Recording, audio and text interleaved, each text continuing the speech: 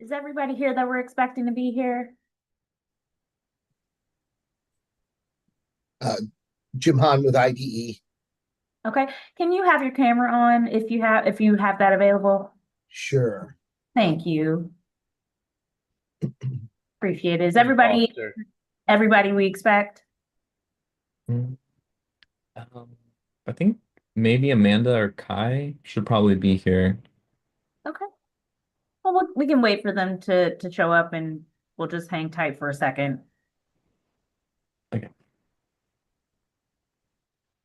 I see Kai's note taker. Uh, there's Kai.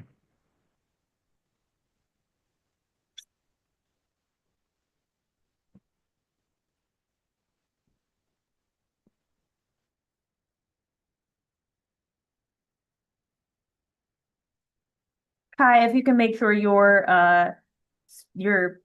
audio is on as well as your video.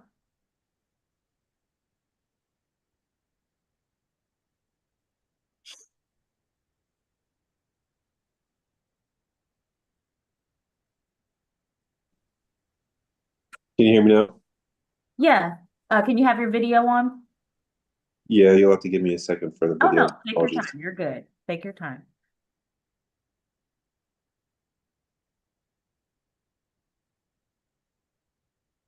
Will there be anybody else joining us for this call? It looks like Amanda is joining currently. And that should, I mean, you tell me if anybody Well, else. yeah, Amanda's on my team. My apologies. I meant any other parties outside of Kiker. My apologies. Yeah, I think this should be it. It would appear, at least. Given that it is 12:03, I'm going to go ahead and check everybody in. We'll start with, it says Tim F. What is your last name, sir? Timothy Foster with IDE. Foster with, I'm sorry, with, IDE, we're the civil engineer. all right, representing the applicant.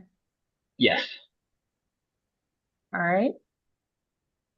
And then I see we have Matt Lishide from planning.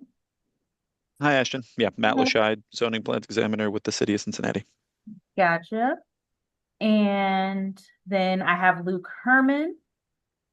And who are you here representing? On the port. Okay. And I have Jim Hahn. Yes, ma'am, with IDE, All right. representing the applicant. Okay. And then I have Kai Lewers.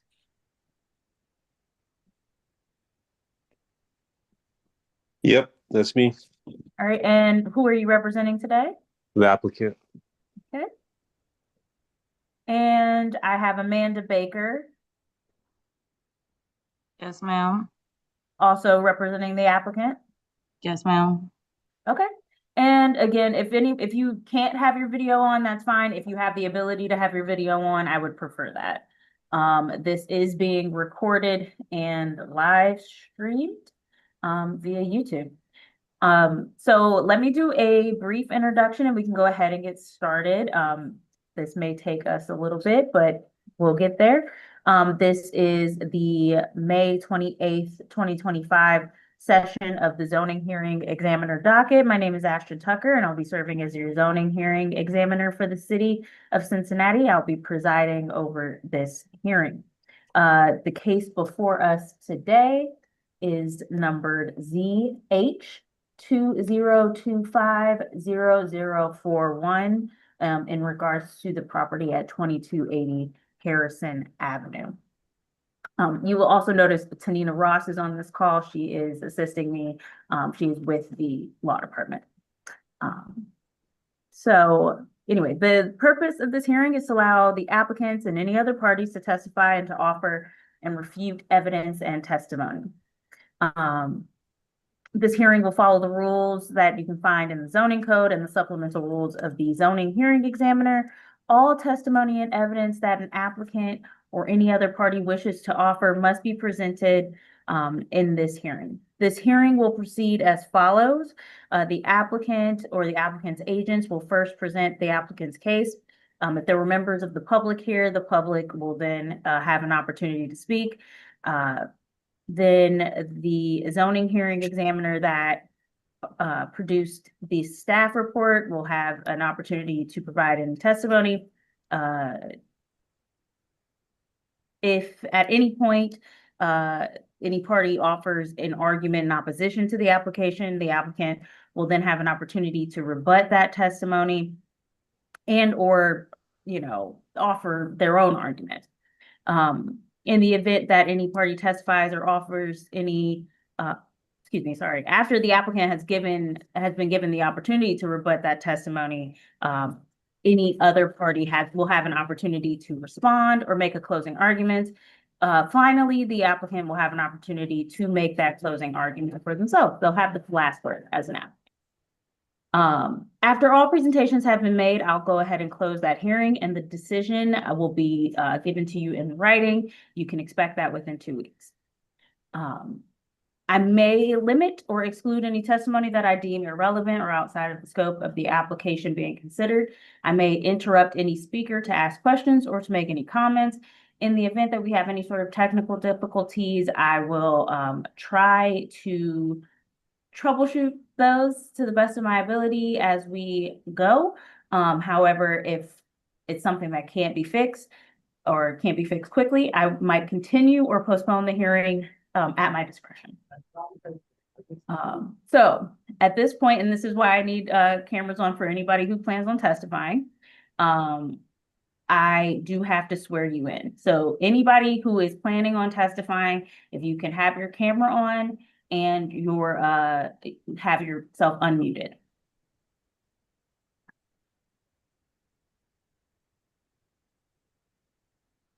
All right, if you would raise your right hand. Do you swear or affirm that the testimony you're about to give will be the truth, the whole truth, and nothing but the truth? Yes. Yes. All right.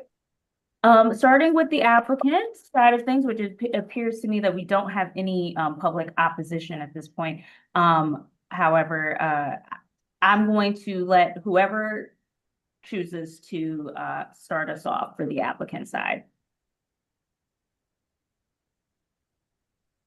Tim, can I default to you? Yeah, hopefully my audio is relatively acceptable. So You're good. as civil engineer, we're assisting Kiker with this project, and the intention of the project is a multifamily development with duplex type structures versus a single large structure multifamily. With zoning changes, many different multifamily options are desirable or allowed here, and the desirable option of the community and of the developer is to have multiple duplex structures as rentals. And the zoning code does not allow multiple structures on a single piece of property. So the variance we're requesting is to allow multifamily but separate rental structures, quote unquote, these duplexes. That's the first request related to the project, and then the second request is a special exception. The zoning code requires fencing as buffers along the residential to the west and to the east, but we have a significant vegetated hillside that we do not want to disturb, and we're proposing to allow that existing vegetated buffer to serve as the screening versus adding a fence along those properties. And that's just a quick summary of our application and requests. Any other questions about the project, I'm happy to answer. Okay. Luke, anything you'd like me to know? I mean, yeah, so the Hamilton County Land Bank still owns the property, and I got Kai Lewis has a purchase sale agreement with the port to purchase the property. If they're, able to proceed with their variance request. Okay. And we're supportive of the project. And we'd like to see more housing in the neighborhood. All right. Jim Hahn, anything from you, sir? Not at this time. Okay. All right, and then I'll turn it over to Kai Lewers. What would you like me to know, sir? Sorry, I just took it off mute. That's all right. I would say pretty much everything on the application speaks to our intent. Very minimal needs on the zoning variance, pretty much just a multi-structure on that parcel. I'd say the community is very much in support of this housing development. They've supported us from inception, even more directly in procuring pre-development funds to facilitate our current status of the project in retaining Tim with IDE for their services to truly refine the initial idea and make sure it's in conformance. We've done a coordinated site review. We've worked with the city and other parties to make sure it's in compliance as best as possible. So, yeah, that's pretty much it. Then I will go ahead and turn this over to Matt Lashide with planning. What would you like me to know about the application and any thoughts that your office has about this? Sure, thank you. Mhm. So the application today, there are two pieces of zoning relief that we're looking at. Otherwise, it would be permitted by right. So there is a variance required to allow multiple principal structures on a lot. And then there's a special exception to simply not have a privacy fence along the rear of the property line. The variance for multiple principal structures on a lot, the applicant came in for a coordinated site review. It's been several months, maybe a year. And initially, we thought that it may need to undergo a major subdivision, which would be a public hearing through Planning Commission to have each building on its own lot.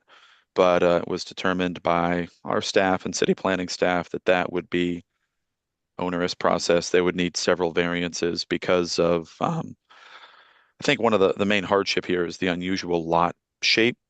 It's kind of a panhandle lot, and it's on Harrison Avenue. It's zoned RMX-T, which is a residential multifamily designation that has no density limit. And after the passage of connected communities, it's the intent of the city planning department and the zoning division to allow more housing on parcels like this. Theoretically, this property could be developed as a very high density, large single multifamily building.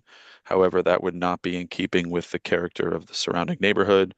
If you look at the site plan, as well as the images on the staff report of the surrounding buildings, the other buildings around it are generally 2 to 3 stories, some duplexes, some single family homes, some multifamily buildings. But our staff feels that the proposed site plan is more in keeping with the general massing and layout of other buildings in the area. The construction of several duplexes helps this development to fit in with neighboring properties. And it's my understanding from the applicant's testimony that that is something that the community is supportive of. So because of the unusual lot shape and configuration and the fact that the density is permitted and that the proposed layout is actually more in keeping with the neighborhood, staff recommends approval of the variance to allow multiple structures on a lot. The second request is a special exception to not have a buffer yard. Zoning code requires that where a multifamily district abuts a single family district, you have to have a type A buffer yard, which is 10 feet of green space and a 6-foot fence. For this property, the rear is about 670 linear feet, which I don't know if the applicant spec'd that out, but I imagine it would cost tens of thousands of dollars to install 670 linear feet of privacy fencing. And more importantly, the intent of a buffer yard is to separate uses which may not be compatible with one another. The proposed development is 5 duplexes, and the area behind it are single family homes, and I think a couple duplexes that are of a similar scale and intensity. So buffer yard is not really necessary to divide those two uses. And also there's an existing separation between the properties. There's a significant change in topography, heavy landscaping, which the applicant intends to retain. So the existing condition is adequate buffering, and our staff feels that a fence is not necessary. So we recommend approval of that special exception. Generally, we'd like to thank the applicant for their work on this project over the last year or so. I know there's been a lot of iterations in the layout and the design of the building to make sure that everything is otherwise compliant. Staff appreciates all that and is happy to recommend approval. For the last word, I'll turn it back over to the applicant. Anything, I'll start with you, Mr. Lewis. Anything you'd like to add in closing?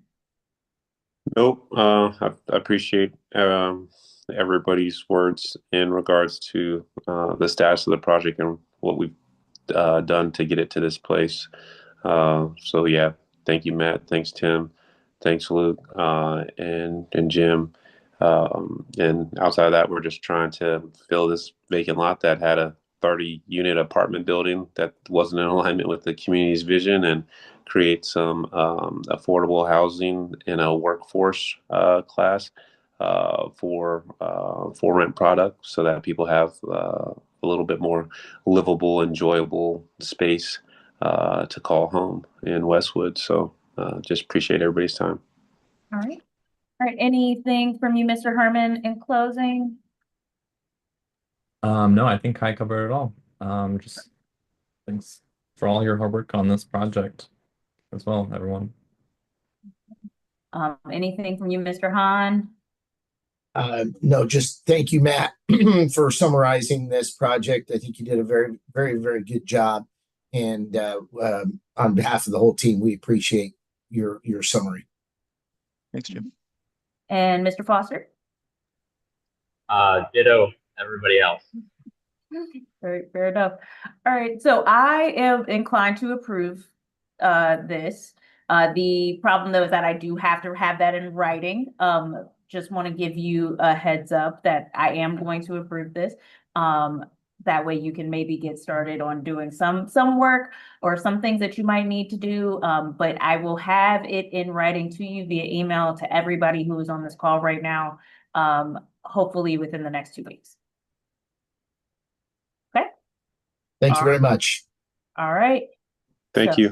Yeah, no problem. So what will happen now is I'm going to go ahead and close this hearing. And again, I will be sending out a email with my written decision as soon as I can. Hopefully within 2 weeks. I'm a little behind, but I'll work on it. All right. Thank you guys. Thank you. Have a good one. You too.